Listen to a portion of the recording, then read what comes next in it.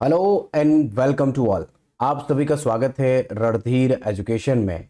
आज के इस लेक्चर में हम लोग 17 फरवरी से लेकर 23 फरवरी 2025 यानी आज तक के सभी महत्वपूर्ण करंट अफेयर्स को देखेंगे। आप सब जानते हैं कि ये हमारा करंट अफेयर का जो सीरीज है ये हर कॉम्पिटिटिव एग्जाम्स के लिए ज़रूरी है और इसका पीडीएफ भी हम आपको अपने टेलीग्राम चैनल पर प्रोवाइड करवा देंगे, जो कि हिंदी और अंग्रेजी दोनों में रहेगा।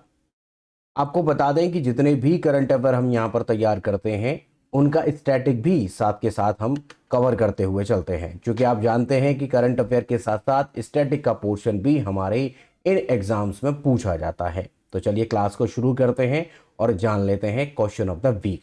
तो आज का हमारा क्वेश्चन ऑफ द वीक है कि कोरबा समुदाय हाल ही में खबरों में किस भारतीय राज्य से संबंधित है।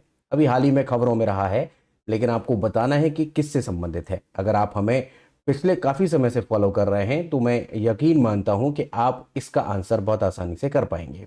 इसे आप कमेंट करके ज़रूर बताइएगा कि क्वेश्चन ऑफ द वीक लिखिएगा QO यानी FW, तो क्वेश्चन ऑफ द वीक हो जाएगा। शॉर्ट में लिख सकते हैं, उसके बाद जो भी आपको आंसर लगता है एक बार कमेंट करके हमें ज़रूर बताएं। तो चलिए आज का पहला सवाल लेते हैं। हमारा क्वेश्चन नंबर 1 है कि किस राज्य सरकार ने हाल ही में नोडी बंधन जो है एक योजना शुरू की है। वैसे आपको बता दें कि नोडी जो है एक बंगाली शब्द है जिसको हम नदी कह सकते हैं, तो नदी बंधन भी आप इसको बोल सकते हैं। ये योजना किसने शुरू की है? तो अब बात आपको हमने बता ही दिया है कि बंगाली शब्द है तो ये पश्चिम बंगाल का हो जाता है। तो ये जो बंधन योजना है ये शुरू की गई है, जैसे प्राकृतिक डिजास्टर्स जो होते हैं, नेचर डिजास्टर्स जो होते हैं, उनके लिए ये शुरू किया गया है, उससे निपटने के लिए और रोजगार के सृजन के लिए इस योजना को शुरू किया गया है। तो ध्यान क्या रखना है कि नदी बंधन कहे या नोडी बंधन, ये दोनों योजनाएं मीन्स कि एक ही योजना है बट नाम दो हैं। तो ये पश्चिम बंगाल से शुरू की गई है। बात करते हैं कि क्या क्या है इसका उद्देश्य। तो देखिएगा, बाढ़ और नदी के कटाव को रोकना है और अर्थव्यवस्था जो यहाँ की लोकल अर्थव्यवस्था है पश्चिम बंगाल की, उसको मजबूत करना है। जलवायु परिवर्तन से जो प्रभाव होते हैं, जो नेगेटिव इम्पैक्ट पड़ता है, उससे सुरक्षा करनी है, जैसे कि जल की निकासी करना यानी ड्रेनेज करना, इरिगेशन फैसिलिटीज में सुधार करना, ये सब यहाँ पर इस योजना के तहत किया जाएगा। अब देखिए यहाँ पर हमने इंडिया का मैप लिया है और इसमें हमने ये रेड कलर से जो आपको दिखाया है ये है पश्चिम बंगाल। एक बार इसे आउट करते हैं और आपको बताते हैं ये है हमारा पश्चिम बंगाल। कैपिटल की बात करें तो कलकत्ता है ना।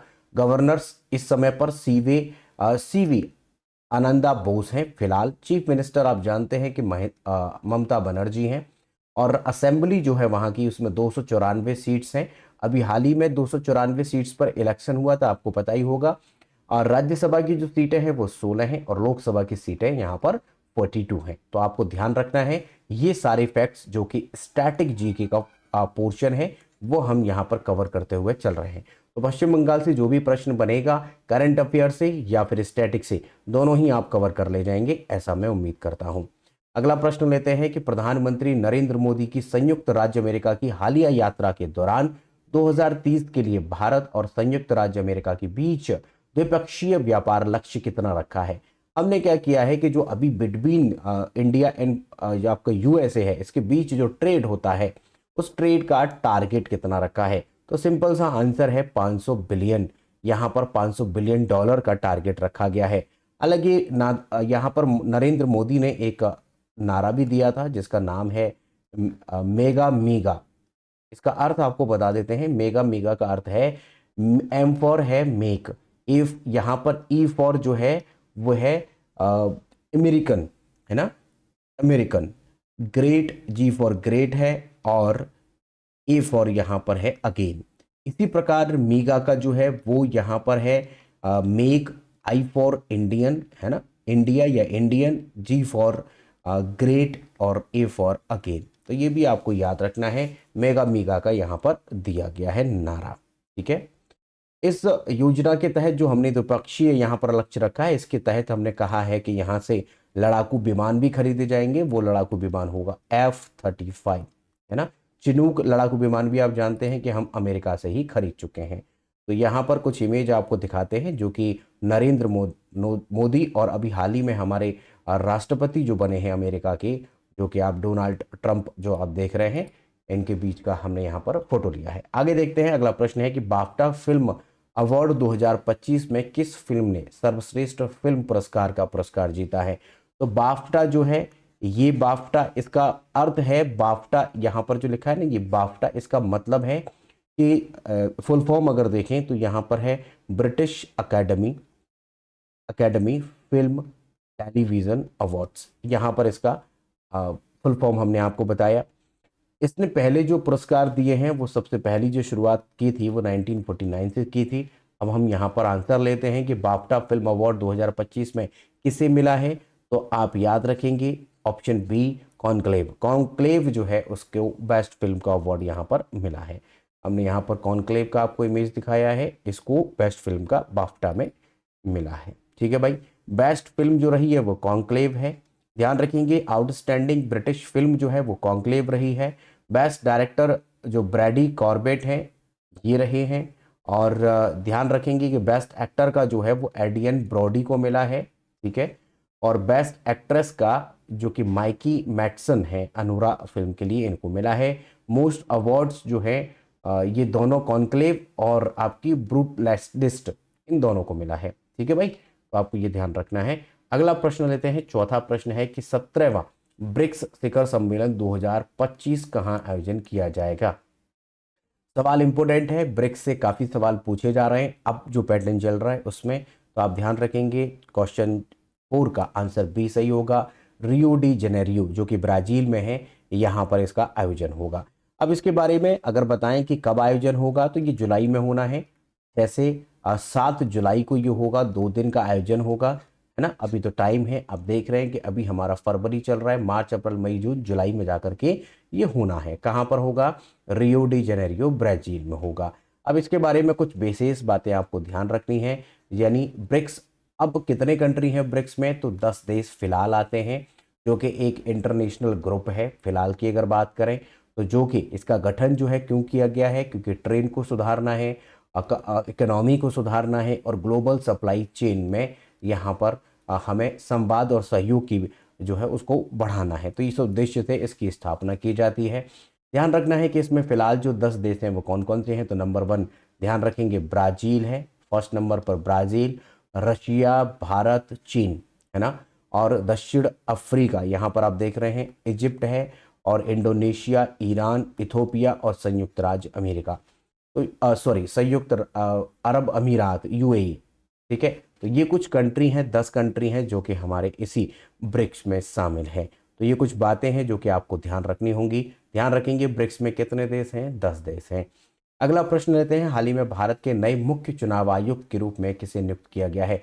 तो यहाँ पर मुख्य चुनाव आयुक्त कौन बनाए गए हैं, यानी चीफ इलेक्शन कमिश्नर कौन बने हैं, तो ध्यान रखेंगे ज्ञानेश कुमार। आपसे पूछ सकता है कौन से नंबर के हैं ज्ञानेश कुमार, तो 26वें नंबर के हैं। पहली बात 26वें नंबर के हैं। पहले कौन थे 25वें नंबर के, तो उनका नाम था राजीव कुमार। तो राजीव कुमार की जगह इन्होंने ली है ना। अब ये 25वें थे, राजीव कुमार 25वें थे, अब ये 26वें होंगे, जिनका नाम है ज्ञानेश कुमार। आईएएस अधिकारी होते हैं जो कि सीनियर आईएएस अधिकारियों को ही मुख्य चुनाव आयुक्त बनाया जाता है। बहुत सी पावर्स इनके पास होती हैं निर्वाचन से संबंधित। आर्टिकल की बात करें तो आर्टिकल 1 आता है जो कि आपसे सवाल पूछ सकता है, 324 आर्टिकल है जो कि राष्ट्रीय चुनाव आयोग की बात करता है। यहाँ पर हमने इमेज दिखाया ज्ञानेश कुमार जी का। अगला प्रश्न लेते हैं, छठा प्रश्न है कि हाल ही में किस देश में तमिल कवि जिनका नाम है, तमिल के कवि हैं उनका नाम है तिरुवल्लुवर की प्रतिमा का अनावरण किया जाएगा। तो बहुत ही गर्व की बात है कि तमिल के कवि जिनकी जो प्रतिमा है वो भारत में नहीं है। पहली बात यहाँ पर आप ध्यान रखेंगे, भारत में इनका अनावरण नहीं हो रहा, बल्कि हमारे पड़ोसी देश फिलीपींस में हो रहा है, जिसकी राजधानी मनीला है। तो यहाँ पर आपको ध्यान रखना है कि तमिल के कवि हैं जिनका नाम है तिरुवल्लुवर। तो ये जो है इनको फिलीपींस में इनकी प्रतिमा जो है उसका अनावरण किया जाएगा। ठीक है, वहाँ पर जो कॉलेज है उस कॉलेज का नाम आपको बताएं, जो है मेडिकल से संबंधित कॉलेज है जिसका नाम है Gullas college of medicine, Gullas college of medicine, जो कि सेबू में पड़ता है। सेबू फिलीपींस में पड़ता है। इसी में यहाँ पर अनावरण किया जाएगा। हमारे इंडिया के जो राजदूत हैं उनका नाम है हर्ष कुमार जैन। तो हर्ष कुमार जैन जो है इसका अनावरण कर चुके हैं। हर्ष कुमार जैन इन्होंने अनावरण किया है। तो आपको यहाँ पर एक फैक्ट तो याद रखना होगा कि भारत के राजदूत फिलीपींस में कौन है? हर्ष कुमार जैन है। कौन से कॉलेज में स्थापना की गई है? यह एक मेडिकल कॉलेज है, यानी मेडिसिन से संबंधित है। तो गुल्लास कॉलेज ऑफ मेडिसिन जो कि सेबू फिलीपींस में है। तो कवि के बारे में याद रखेंगे, कहाँ के हैं? तमिल कवि हैं। यहाँ पर इमेज आपको दिखा देते हैं, तमिल कवि जिनकी इमेज आपको दिख रही है इन्हीं का यहाँ पर किया गया। अब हम यहाँ पर, क्योंकि आपको हम स्टैटिक भी तैयार कराते हैं, तो यहाँ पर हमने एशिया का मैप लिया है। इस एशिया के मैप में ये जो आप देख रहे हैं, जो कि हमने रेड कलर से आपको दिखाया, इसे आउट करके और दिखाते हैं। ये मैप जो आपको दिख रहा है यही है आपका फिलीपींस। अगर बात करें कि दक्षिण पूर्व एशिया का एक देश है, कैपिटल इसकी मनीला है, और राष्ट्रपति फिलहाल जो है वो बोंग बोंग है, मार्कोस जूनियर उनको बोला जाता है, फिलहाल प्रेसिडेंट है। ठीक है भाई, तो आपको कुछ बातें ध्यान रखनी है, एशिया का कंट्री है। ठीक है, अगला प्रश्न देखते हैं, 7वां है, हाल ही में दिल्ली की नई मुख्यमंत्री कौन बनी है? बहुत ही ज्यादा चर्चा में रहा है ये। दिल्ली की जो मुख्यमंत्री बनी है वो बनी है रेखा गुप्ता। तो यहां पर हाल ही में दिल्ली की नई मुख्यमंत्री बनाया गया है रेखा गुप्ता को। ठीक है भाई, अगर बात करें कि हमारी बीजेपी की जो सरकार यहाँ पर बनी है, आम आदमी पार्टी की सरकार रही, 2 उन्होंने कार्यकाल पूरे किए, है ना। अगर बात करें कितने साल बाद लौटकर बीजेपी आई है, तो 27 साल बाद आई। उससे पहले कांग्रेस की सरकार थी, शीला दीक्षित वहां पर मुख्यमंत्री हुआ करती थी, लेकिन फिलहाल 27 साल बाद यहाँ पर बीजेपी की सरकार बनी है। बीजेपी की सीट्स की बात करते हैं तो कितनी सीटें जीती हैं? तो 48। अब आप कहेंगे कितने में से? तो यहाँ 70 सीटें टोटल थी। यहाँ की जो विधानसभा है उसमें 70 सीटें टोटल थी, जिनमें से 48 सीटें बीजेपी ने जीती हैं, और आम आदमी पार्टी जो थी, जिसको हम आप बोलते हैं, उसने 22 सीटें जीती हैं। अगर आप इसे टोटल करेंगे तो 70 हो जाता है। मींस कि और किसी का खाता भी नहीं खुला। कांग्रेस यहाँ पर बिल्कुल जीरो पर रही है। यहाँ रेखा गुप्ता की बात करें तो ये 4th नंबर की सीएम होंगी, जो कि महिला सीएम रहेंगी। तो महिला सीएम जो है वो 4th सीएम रहेंगी। 4थे नंबर की महिला यहाँ पर बनी है रेखा गुप्ता। इससे पहले भी महिलाएं रह चुकी हैं, अभी हम डिस्कस करेंगे, जैसे कि सुषमा स्वराज पहली महिला यहाँ पर मुख्यमंत्री रही, और दूसरे नंबर पर शीला दीक्षित, और अदिति सिंह जो है वो तीसरे नंबर पर रही है। चौथे पर रेखा गुप्ता को बनाया गया है। ठीक है भाई, एक खास बात यह है कि जितने भी राज्यों में बीजेपी की सरकार है, उन राज्यों में कोई भी महिला अब तक सीएम रही नहीं थी बीजेपी की तरफ से। तो ये पहला ऐसा राज्य बना, केंद्र शासित प्रदेश बना, जिसमें बीजेपी की तरफ से यहाँ पर पहली मुख्यमंत्री बनाई गई है, जो कि महिला है, अभी हाल ही के उसमें। देखिए यहाँ पर हमने यहाँ पर इमेज जो दिखाया है, ये है आपकी रेखा गुप्ता। सुषमा स्वराज का जो कार्यकाल है वो 1998 से शुरू हुआ था, और सुषमा स्वराज का 1998 से और 52 दिन का इनका कार्यकाल रहा था। शीला दीक्षित 1998 में बनी और 2013 तक इन्होंने काम किया। 15 साल तक सर्वाधिक महिलाओं में कार्यकाल इनका रहा है। आतिशी की बात करें, आतिशी सिंह जो थी वो 5 महीने का कार्यकाल रहा है, और जो कि आम आदमी पार्टी से ताल्लुक रखती थी, और अभी हाल ही में जो बनाया गया है वो रेखा गुप्ता को बनाया गया है 2025 में। ठीक है भाई, अब यहाँ पर हमने मैप लिया है जो कि इंडिया का मैप है। ये जो आप देख रहे हैं यहाँ पर, ये हमने मैप में दिखाया है हमारा दिल्ली। तो दिल्ली को हमने आउट किया। दिल्ली के बारे में कुछ विशेष बातें, ये है आपका दिल्ली का मैप। राजधानी नई दिल्ली है। अब आप कहेंगे ये कैसे? तो दिल्ली जो है, इस दिल्ली को अगर हम ये माने तो यहाँ पर कई सारे ऐसे करके जिले हैं। अब उन जिलों में से एक जिला जो है उसका नाम है ना, उसका नाम है न्यू दिल्ली। न्यू दिल्ली, तो यही न्यू दिल्ली जो है हमारी कैपिटल भी है। ठीक है, नेशनल कैपिटल भी है। मुख्यमंत्री अरविंद केजरीवाल अब तक रहे हैं, लेकिन अब आपको बता दें यहाँ पर अब मुख्यमंत्री जो है वो रेखा गुप्ता हो जाएंगी। ये आपको ध्यान रखना है, रेखा गुप्ता। ठीक है भाई, चलिए अब इनका काम खत्म हो गया है। उपराज्यपाल की बात करें तो विनय कुमार सक्सेना है। लोकसभा की सीटें यहाँ पर 7 हैं, राज्यसभा की सीटें यहाँ पर 3 हैं, और विधानसभा की सीटें यहाँ पर 70 हैं। मोस्ट इंपॉर्टेंट चीज़ें हैं जो आपसे पूछी जा सकती हैं। एक आपको संविधान संशोधन याद रखना है, 69वां संविधान संशोधन 1991। इसमें इस दिल्ली को एनसीटी, जिसको हम बोलते हैं नेशनल कैपिटल टेरिटरी, का दर्जा दिया गया था 1991 में। ठीक है भाई, ये भी आप याद रखेंगे। अब अगला प्रश्न हमने लिया है, सामाजिक न्याय का विश्व दिवस कब मनाया जाता है? When is the world day of social justice observed? तो यहाँ पर कब मनाया जाता है? तो आंसर लेते हैं 8 का सी आंसर होगा, यानी हमारा 20 फरवरी यहाँ सही है। इसलिए मनाया जाता है समानता, समानता और निष्पक्षता के लिए, निष्पक्षता को बढ़ावा देने के लिए ये बनाया जाता है। ठीक है भाई, तो ये भी आपको ध्यान रखना है। इस बार का 2025 का जो थीम रहा है वो आप नोट कर लें, वो है straightening a just transition for a sustainable future. तो यहाँ पर इसका थीम रहा है। अगला प्रश्न लेते हैं, 9वां प्रश्न है, किस देश ने हाल ही में ओपेक प्लस को सदस्य के रूप में के सदस्य के रूप में, माफ करिएगा ये के है, कि सदस्य के रूप में शामिल होने की मंजूरी दी है? तो यहाँ मैक्सिको हमारा आंसर होगा। मैक्सिको को यहाँ पर सॉरी माफ करिएगा, ब्राजील जो है, ब्राजील को यहाँ पर बनाया गया है। तो ऑप्शन सी हमारा सही होगा, ब्राजील। ठीक है, ओपेक, ओपेक प्लस का। अब इसके बारे में जान लेते हैं क्या है ओपेक।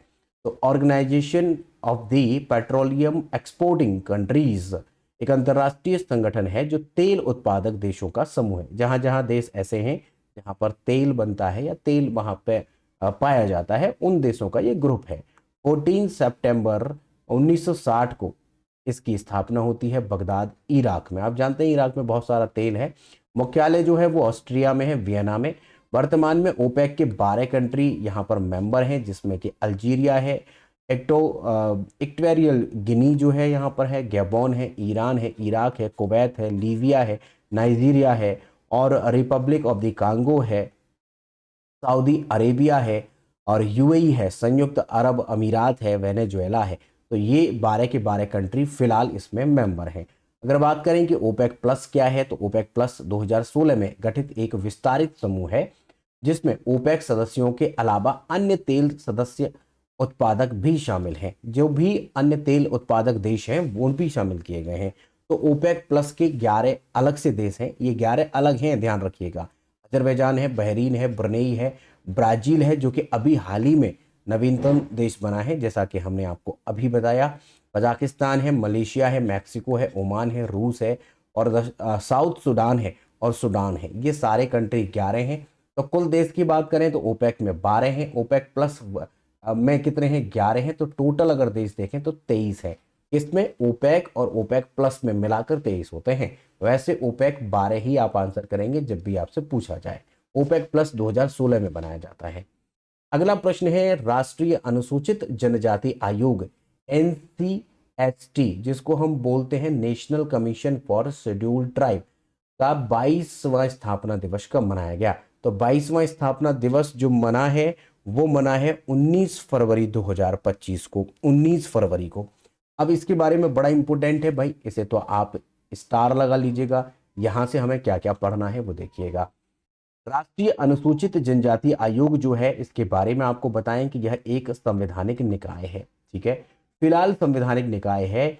338A, आपको पहले ही बता चुके हैं कि जब भी किसी आर्टिकल के बाद कैपिटल A या B या C कुछ भी आता है अल्फाबेट, तो याद रखेंगे कि वो बाद में जोड़ा गया है। इसका मतलब 338A बाद में जोड़ा जाता है। कब जोड़ा जाता है? 89वें संविधान संशोधन 2003 में। लेकिन इस आयोग ने काम करना शुरू किया है 19 फरवरी 2004 को। इसीलिए आप देखेंगे 19 फरवरी 2004 की वजह से ही 22वां यहां पर आप मना रहे हैं। यही तो प्रश्न है ना आपका, 22वां स्थापना दिवस। ये देखा ना आपने, 22वां स्थापना दिवस इसीलिए मनाते हैं। इसका हेडक्वार्टर अगर आपको बताएं तो हेडक्वार्टर हमारा कहां पर है? नई दिल्ली में है। मंत्रालय किसके अधीन काम करता है? तो जनजातीय कार्य मंत्रालय के अधीन काम करता है। इसमें 3 अध्यक्ष, 1 अध्यक्ष और 3 उसके 1 उपाध्यक्ष, 1 अध्यक्ष और 3 इसके सदस्य होते हैं। तो 1+1+3 यहाँ पर लोग काम करते हैं जो कि राष्ट्रपति के द्वारा यहाँ नॉमिनेट किए जाते हैं, नियुक्त किए जाते हैं। कार्यकाल देखें तो 3 वर्ष का काम होता है, और अगर 3 वर्ष का 2 बार अगर तक बढ़ाया जा रहा है तो 2 से ज्यादा बार नहीं बढ़ेगा, मैक्सिमम 2 बार तक बढ़ाया जा सकता है। प्रथम इसके अध्यक्ष जो थे वो कुंवर सिंह थे, जो कि आप देख रहे हैं कि 2003 में इसे स्थापित किया जाता है, स्थापना होती है, और 2004 में यहाँ पर पहली बार इसके प्रथम अध्यक्ष कुंवर सिंह बनाए जाते हैं। इंपॉर्टेंट है, फिलहाल कौन है? तो अंतर सिंह आर्य फिलहाल यहाँ पर इसके अध्यक्ष है।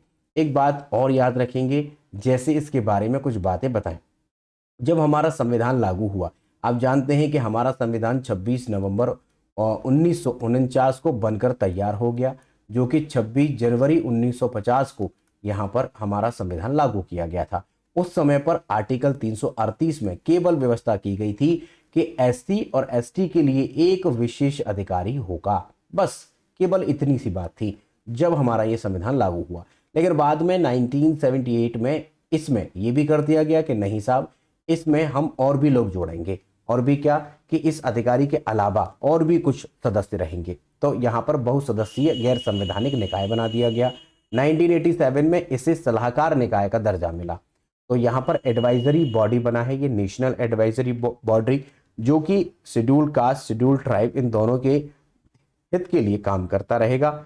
फिर बाद में 65वां संविधान संशोधन 1990 किया गया, जो कि 12 मार्च 1992 को इसमें अलग अलग हो जाते हैं। और अलग अलग क्या हो जाते हैं, तो यहां पर आपको ध्यान ये रखना है कि आयोग बनाया जाता है। आयोग कौन सा बनता है, शेड्यूल्ड कास्ट यानी जनजातीय आयोग बनाया जाता है। जनजातीय और जन अनुसूचित जाति और अनुसूचित जनजाति, ये दोनों के लिए एक ही आयोग बनता है। ये आप नाम देख रहे हैं, एनसीएस सीएसटी, यहां पर दोनों के लिए बना दिया जाता है। लेकिन बाद में सेपरेशन करने की आवश्यकता होती है, तो 89वें संविधान संशोधन 2003 में इन दोनों को अलग अलग कर दिया जाता है। तो यहां पर देखिएगा आर्टिकल नंबर 338 जो कहता है वो एससी के आयोग के लिए कह रहा है। आर्टिकल 338 ए जोड़ा गया, वो अलग से जोड़ा जाता है बाद में। जो आप देख रहे हैं ना, ये 89वां संविधान संशोधन जो होता है 2003 में, इसमें ये बना दिया जाता है एसटी के लिए। तो ये भी सेपरेट हो गया, ये भी सेपरेट हो गया, है ना। लेकिन एक और संविधान संशोधन होता है बी, जो कि बाद में होता है 102वां संविधान संशोधन बोलते हैं, जो कि ओबीसी के लिए काम करेगा। तो ओबीसी आयोग 338 बी में है, 338 ए में एसटी है, और 338 में अब एससी रह गया है। जब शुरुआत थी तो 338 में केवल एक विशेष अधिकारी की बात थी, लेकिन अब क्या है, एससी का आयोग है, वो आपको ध्यान रखना है। ये 102वें संविधान संशोधन द्वारा जोड़ा गया है, कब, 2018 में जोड़ा गया है, ठीक है। इनको तो आप जान ही गए हैं कि ये 2003 की बात है, 89वें संविधान संशोधन में अलग अलग किए। एक आर्टिकल याद रखेंगे 341, जिसमें कि एससी की परिभाषा दी गई है। आर्टिकल 342 जिसमें एसटी की परिभाषा दी गई है। तो एससी एसटी क्या है, इन दोनों की परिभाषा के आर्टिकल 341 और 342 आप ध्यान रखेंगे। अगला प्रश्न है कि यहाँ पर अंतर्राष्ट्रीय मातृभाषा दिवस कब मनाया जाता है। तो यहाँ पर जो मनता है वो 21 फरवरी को हर साल मनाया जाता है। उद्देश्य क्या है कि मातृभाषा जो हम लोगों की होती है उसके महत्व को समझाना है। उसके महत्व को समझाने के लिए यहाँ पर ये दिवस मनाया जाता है। इस बार का थीम याद रखेंगे कि language matters, silver jubilee celebration of the international mother language day. तो आपको ध्यान रखना है, इंपोर्टेंट है। इंपोर्टेंट क्यों है, क्योंकि यहाँ पर जो मनाया गया है वो यहाँ पर इसलिए मनाया गया है क्योंकि इसमें हमने सिल्वर जुबली सेलिब्रेट की है। अगर बात करें कि फुल फॉर्म जो है यूनेस्को जो बनाता है, वो यूनेस्को की फुल फॉर्म क्या है, तो United Nations educational and scientific and cultural organization है। की स्थापना 16 नवंबर 1945 को होती है। हेडक्वार्टर यहाँ पर जो है वो आपका हेडक्वार्टर पेरिस फ्रांस में है। सदस्य 194 हैं। वर्तमान महानिदेशक ऑड्री अजूले हैं फिलहाल, ठीक है। उद्देश्य क्या है कि शिक्षा, विज्ञान, संस्कृति और संचार के माध्यम से विश्व शांति और सहयोग को बढ़ावा देना इसका उद्देश्य है यूनेस्को का, ठीक है भाई। तो याद रखेंगे। आपके दिमाग में अगर ये आता है कि भाई मातृभाषा के लिए हमने 21 फरवरी को ही क्यों चुना है, तो उसका कारण है कि 21 फरवरी 1952 को पूर्वी पाकिस्तान में, यहां पर आपको बता देते हैं 21 फरवरी 1952 को पूर्वी पाकिस्तान, अब तो आप जानते हैं कि वो पूर्वी पाकिस्तान अब बांग्लादेश है, फिलहाल बांग्लादेश है, ऐसा हम बोल सकते हैं। बांग्लादेश, पूर्वी पाकिस्तान कहें या फिर बांग्लादेश कहें आज का। यहाँ पर बंगाली भाषा के लिए बहुत बड़ा विवाद था, क्योंकि पश्चिमी पाकिस्तान वाले लोग इस बात का विरोध करते थे कि वो बंगाली क्यों बोलते हैं। इसी के लिए वाद विवाद होता है और बाद में चल करके इंदिरा गांधी की सरकार में बांग्लादेश देश की नींव रखी जाती है। आप सब जानते होंगे। अगर आप नहीं जानते हैं तो हम इन सब चीज़ों को हिस्ट्री की क्लासेस में पढ़ाते हैं, तो प्लेलिस्ट आप फॉलो कर सकते हैं। पॉलिटी का प्लेलिस्ट आप फॉलो कर सकते हैं, तो आप चैनल पर जाइएगा, प्लेलिस्ट फॉलो करिएगा, ठीक है। तो यहाँ पर जो है 5 छात्रों की डेथ हो गई थी। 5 स्टूडेंट जो हैं वो इस बात का विरोध कर रहे थे और समर्थन मांग रहे थे कि मातृभाषा को यहाँ पर मिलना चाहिए अधिकार। ठीक है भाई, तो इसीलिए उनको मार दिया गया था। उनकी याद में यूनेस्को ने इसे घोषित किया है 21 फरवरी को। अगला प्रश्न देखते हैं कि भारत का पहला ऊर्ध्वाधर बायफेशियल सौर यंत्र संयंत्र कहाँ पर लॉन्च किया गया था। अभी हाल ही में जो है वो वर्टिकल बायफेशियल सोलर प्लांट जो है किया गया है वो कि नई दिल्ली में है। आप जानते हैं कि दिल्ली में ज़्यादा जगह तो वैसे ही नहीं है, घर बनाने के लिए जगह है नहीं वहाँ पर, तो एरिया बहुत कम पड़ रहा है। इसीलिए जो भी सोलर पैनल पहले जो लटा के बनाए जाते थे अब वो खड़े खड़े बनाए जाएंगे। फायदा क्या होगा कि इन सोलर पैनल्स के इधर से भी सोलर सिस्टम के लिए जो पैनल है वो इधर से सोलर एनर्जी के थ्रू काम करेगा और उधर से भी काम करेगा, दोनों तरफ से ही काम करेगा, इधर से भी और इधर से भी इनमें। तो ये टेक्नोलॉजी शुरू की गई है और दिल्ली के जितने भी मेट्रो स्टेशन हैं उन्हीं के ऊपर ये सोलर पैनल्स लगाए जा रहे हैं। तो बड़ी ही अच्छी टेक्नोलॉजी के साथ शुरू किया जा रहा है, दोनों तरफ से ये सोलर एनर्जी को एब्जॉर्ब करेगा। ठीक है भाई, चलिए अगला प्रश्न लेते हैं। 13वां प्रश्न है कि हाल ही में चर्चित माउंट डुकोनो ज्वालामुखी कहाँ पर स्थित है। तो माउंट डुकोनो ज्वालामुखी जो है वो कहाँ पर है, तो यहाँ इंडोनेशिया, चूंकि आप जानते हैं कि इंडोनेशिया में बहुत सारे ज्वालामुखी हैं, तो ये भी इंडोनेशिया में है और इसमें अभी हाल ही में एक विस्फोट हुआ है जिसकी वजह से ये पूछ सकता है। और भी आपको याद रखने हैं जो कि एग्जाम में आते हैं, वो कौन कौन से वो भी आपको बताते हैं, वो प्रसिद्ध जो एग्जाम में पूछे जाते हैं। माउंट वेसुवियस, इसे आप याद रखेंगे, इटली का है ना, एक्टिव है ये। माउंट फ्यूजी जो है वो जापान का है, जापान की सबसे ऊंची चोटी जो है इसे कहा जाता है माउंट फ्यूजी को, जो कि जापान का है। सेंट हेलेंस जो है वो अमेरिका का है, ये भी एक्टिव है। क्राकाटोआ इंडोनेशिया एक्टिव है। माउंट एटना इटली का है और माउंट किलिमंजारो तंजानी का है जो कि सुप्त है। तो अगर आपको बताएं कि एक्टिव वॉल्केनो होते हैं, डोरमेंट होते हैं और एक्सटिंक्ट वॉल्केनो होते हैं। जो अब कभी सक्रिय नहीं होगा वो एक्सटिंक्ट वॉल्केनो होता है। ठीक है भाई, तो एक्टिव वॉल्केनो काफ़ी पूछे जाते हैं। हमारे भारत में तो केवल एक ही है जो कि एक्टिव है, वो है आपका बैरन बैरन आइलैंड पर, बैरन द्वीप पर है, बैरन द्वीप पर है ना, अंडमान निकोबार में। तो ये हमारे भारत में केवल एक ही है। अगला प्रश्न देखते हैं, हाल ही में दिल्ली के गृह मंत्री के रूप में किसे नियुक्त किया गया है। आप जानते हैं कि अभी हाल ही में रेखा गुप्ता को तो वहां पर सीएम बना दिया गया है, लेकिन आशीष सूद को यहाँ पर बनाया गया है वहाँ के गृह मंत्री। तो ये भी प्रश्न आपके लिए इम्पोर्टेंट है, आप याद रखेंगे। यहाँ पर हमने पिछले जो करंट अफेयर के क्वेश्चंस बन सकते हैं उन सबको कवर कर लिया है। अगर आपका कोई प्रश्न है, कोई सुझाव है तो आप हमें कमेंट कर सकते हैं। और जो हमने क्वेश्चन ऑफ द वीक जो आपसे पूछा है उसका कमेंट करके ज़रूर बताएं। लेक्चर पसंद आता है तो यहाँ पर लाइक कर दें, है ना, और अपने फ्रेंड्स के साथ में इसे शेयर जरूर करिएगा। ठीक है, आपके शेयर करने से हमें मोटिवेशन मिलेगा, आपके लिए और भी अच्छा कंटेंट लाने की कोशिश करेंगे। ठीक है भाई, इसके अलावा आप हमें टेलीग्राम पर ज्वाइन कर सकते हैं। टेलीग्राम पर ज्वाइन करने का लाभ ये होगा कि इसका पीडीएफ हम आपको इसी टेलीग्राम चैनल पर आपको प्रोवाइड कराएंगे, जो कि अभी आप कलेक्ट कर सकते हैं। टेलीग्राम से आप डायरेक्ट ज्वाइन करना चाहते हैं तो हमने डिस्क्रिप्शन में इसका लिंक दे दिया है, जा करके आप ज्वाइन कर जाइएगा। ठीक है, लेक्चर के लास्ट तक बने रहने के लिए आप सभी का बहुत बहुत धन्यवाद। Thank you so much and good night.